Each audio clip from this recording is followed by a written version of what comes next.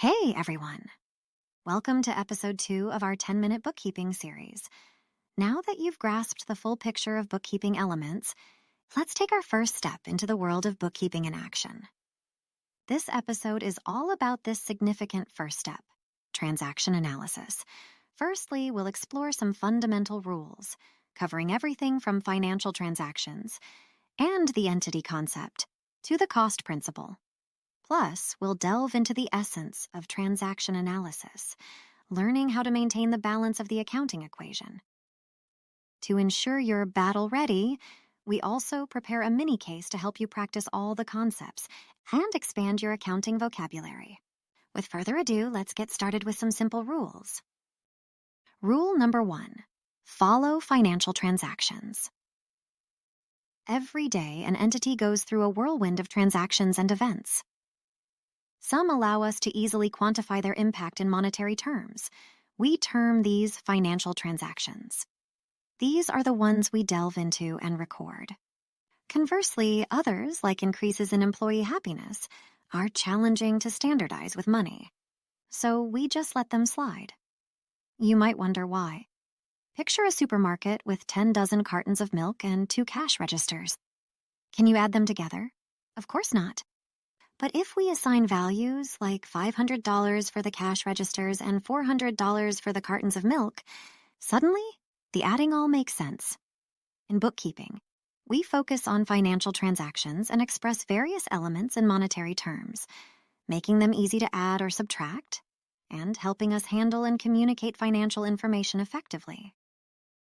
Rule number 2, stick with the entity. In the world of accounting, we treat an entity as its very own character, separate from the folks who own it or run it. Our records only care about what's happening to the entity itself. So when we're figuring out a transaction, we need to put on our business goggles and see how it affects our entity. For instance, let's say Taylor is the owner of the Able Company and takes out $100. When we analyze this, we should see Able's cash going down, not Taylor's wallet getting fatter. Rule number 3, measure at cost. In accounting, we measure things based on their cost, because the cost is a solid, straightforward measure that everyone can agree on. Imagine a piece of equipment is up for sale at $800, but it's assessed at $700 in the market, and the owner of a company thinks it's worth $600. The company ends up buying the equipment for $500. The $500 is the cost. So we note down the equipment as $500, no matter what price tags or opinions say. These rules are simple yet crucial. Keep them in mind and they'll be your guiding light as you venture into the world of bookkeeping like a pro. Now, let's go into the next section, the essence of transaction analysis. When we analyze a transaction, we're essentially figuring out how it changes the items in a balance sheet. Of course, we need the information about revenues and expenses to prepare an income statement, and the dividends to prepare a statement of equity. So if a transaction affects retained earnings, we don't record it directly in retained earnings. Instead, we use the revenues, expenses, and dividends to show this change. Let's break this down further. Revenues increase net income, and consequently add up to retained earnings. So they are an increase to retained earnings. Expenses, on the other hand, decrease net income and, consequently, diminish retained earnings. And don't forget dividends. They also affect retained earnings by decreasing it. Picture preparing a balance sheet at the end of each transaction. And you always need to keep the accounting equation in balance. So when analyzing a transaction, you should identify changes in at least 2 items. Specifically, if one item increases on one side, another item should increase by the same amount on the other side, or decrease by the same amount on the same side. Likewise, if one item decreases on one side, another item should decrease by the same amount on the other side, or increase by the same amount on the same side. So remember these 4 situations. They cover all the effects a transaction can have. Now, let's roll up our sleeves and dive into a real-life scenario with Amy Berg.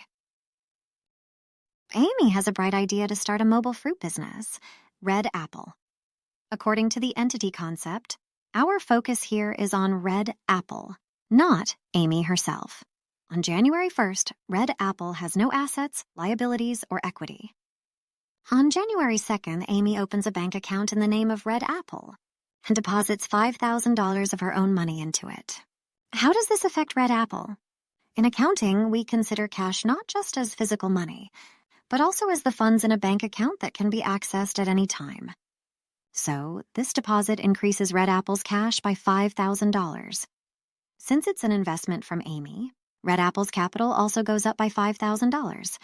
On January 3rd, Red Apple borrows $3,000 in cash from a bank, with a written promise to repay. The bank transfers $3,000 to Red Apple's account. This written promise is called a note. And to the one who signs it, it's a liability, so we call it a note payable. This transaction increases Red Apple's liabilities by $3,000 in the form of a note payable. Simultaneously, Red Apple's cash also increases by $3,000. So the total assets of Red Apple become $8,000, and the liabilities and equity also reach $8,000. On January 4th, Red Apple buys a van for selling apples, paying $5,000 in cash. This move reduces Red Apple's cash by $5,000. However, acquiring the van adds an asset to Red Apple. According to the cost principle, when we get an asset, we record it at its cost, which, in this case, is $5,000. After this transaction, the overall amount of assets remains unchanged. On January 5th, Red Apple buys some apples for sale, paying $1,000 in cash to the supplier. In accounting, goods held for sale are called inventories. The type of inventory varies between companies.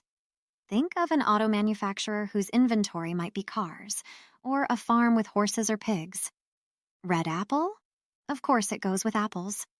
So how does this transaction change the items on Red Apple's balance sheet? Go ahead, pause the video and give it a shot. Welcome back.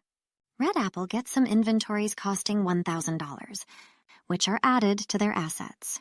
However, their cash balance drops by $1,000. The total assets remain the same after this transaction. On January 6th, Red Apple kicks off its operation. It sells some apples for $500 in cash, and those apples cost $300. This transaction has two parts. First, Red Apple receives $500, increasing their cash by $500. This $500 also represents the revenue earned from selling customers' apples. Now let's move on to the second part. Red Apple provides apples costing $300 to its customers. This results in a $300 decrease in its inventory. Simultaneously, it's an expense, reflecting the cost associated with making these sales. Now it's time to calculate Red Apple's new retained earnings. Pause and give it a shot. The new retained earnings for Red Apple equals $200. After this transaction, Red Apple's assets stand at $8,200, perfectly matching the sum of its equity and liabilities. On January 7th, Amy decides to take $100 from Red Apple to buy some stylish shoes. When a business owner takes something for personal use, it's considered a dividend. In a small business like Red Apple, we call it a withdrawal. This withdrawal increases by $100, and simultaneously, Red Apple's cash balance decreases by $100. Now, it's your turn to calculate the new retained earnings for Red Apple and check whether the assets balance the liabilities plus equity. All right, after this transaction, the new retained earnings for Red Apple equal $100. And Red Apple's assets amount to $8,100, once again matching the sum of its equity and liabilities. Now you've completed analyzing all the financial transactions for Red Apple, successfully maintaining the accounting equation's balance. Great job! Continue practicing and complete the exercises after class. Have a well-deserved rest, and I look forward to seeing you in the next episode for more bookkeeping adventures.